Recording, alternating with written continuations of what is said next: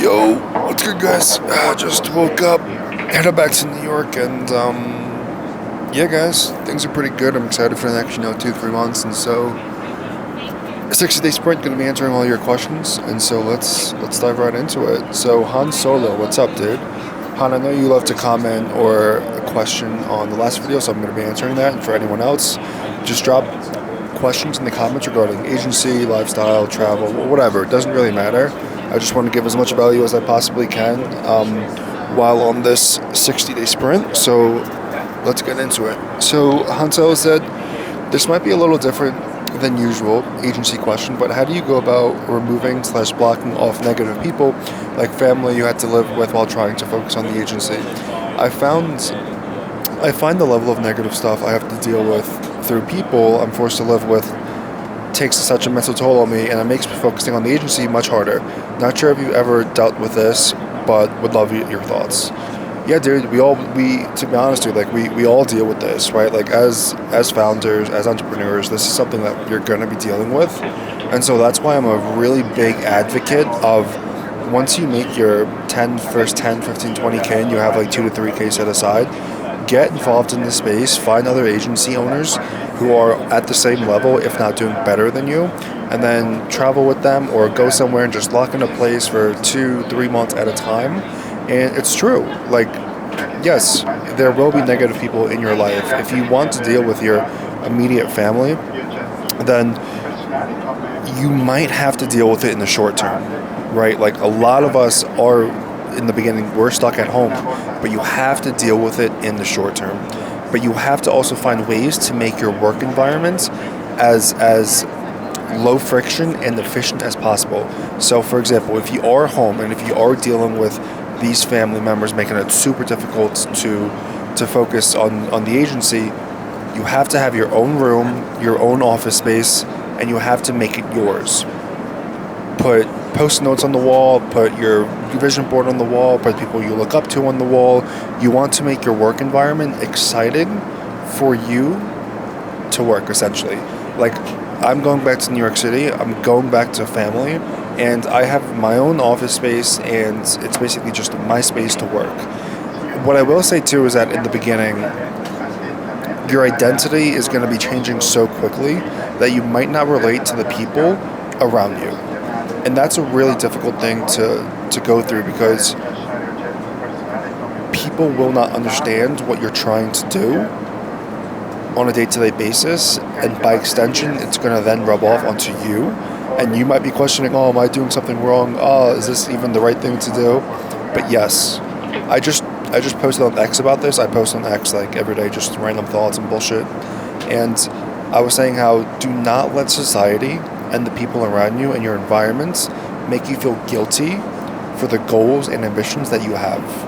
Because when you are around other people who have the exact same mindset as you, and you are at these events in person, everyone is wildly ambitious and their goals are crazy, which is super cool, and it's what you should be around.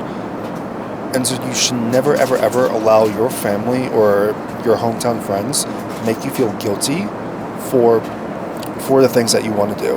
I remember vividly, like a few years ago when I started kind of distancing myself from certain friend groups, someone told me that I was very selfish. And yeah, what the fuck? What the actual fuck? I'm not supposed to be selfish. I'm not supposed to focus on my own goals, on my own career, and do the things I want. Because, guys, this is the truth. This is the fucking truth right here. If you continuously give in the beginning when you have nothing, it's very hard to receive. Like I'm talking about, like, oh, you're always available. Oh, you're the friend that's always around. I'm not talking about like giving value to agency owners and connecting with people, right? I'm just talking about like the giving part and making yourself so available, right? Because like I wasn't around a lot for those people, and so you need to continuously just focus on yourself, because you are the investment, you are the long-term play, and you never, ever, ever should allow anybody to make you feel guilty for the goals that you have in mind. And this is really important. This is really fucking important.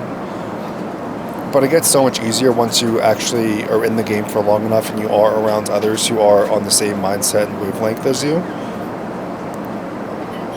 So yeah, it's a very important topic, and to be honest, it's not really spoken about a lot because in the beginning of entrepreneurship, it's pretty much just like 80% mindset, guys, and the entire way through, it's at least half. Like, you will only grow your business and make the amount of money you'll make in accordance to the beliefs that you have. If you don't believe you can make 50K a month, you will not hit 50K a month. And I'm also reading, which I highly recommend to all of you guys here. Where's the book? 38 Letters to Rockefeller. From 38 letters to his son from Rockefeller. Right, I'm about halfway done with this book, and I think that books are also super underappreciated, guys. Like, this book is is literally digging into the mindset of America's wealthiest man. Well, in the past, right? It's just like 150, 200 pages, and you basically uncover his mindset for everything. And so I would highly recommend that if you also are still in the beginning. I remember when I first started out, guys, and like I didn't even know about SMMA. I was like trying to do copywriting, like when I just started. I just read everything. I read Russell Brunson's trilogy. I read Man's Search for Meaning by Viktor Frankl.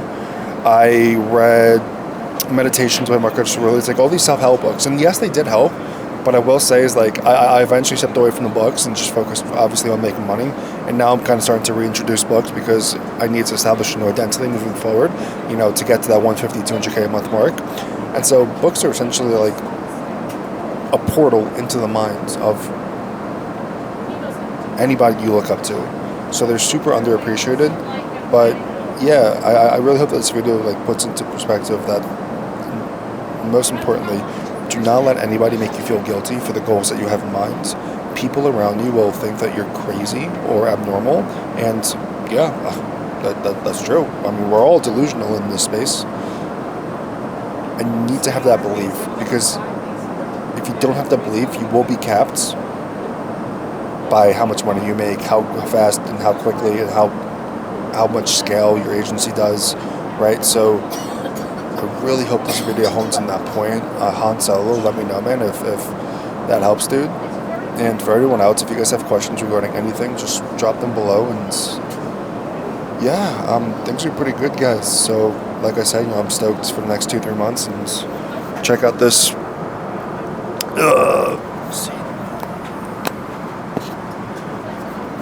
I mean, obviously I'm a Ritz's banner, but nice and spacious. Got 2 windows. I was watching Avatar before I went to sleep, and then let's see, I was just watching this video as well. All right. See you guys.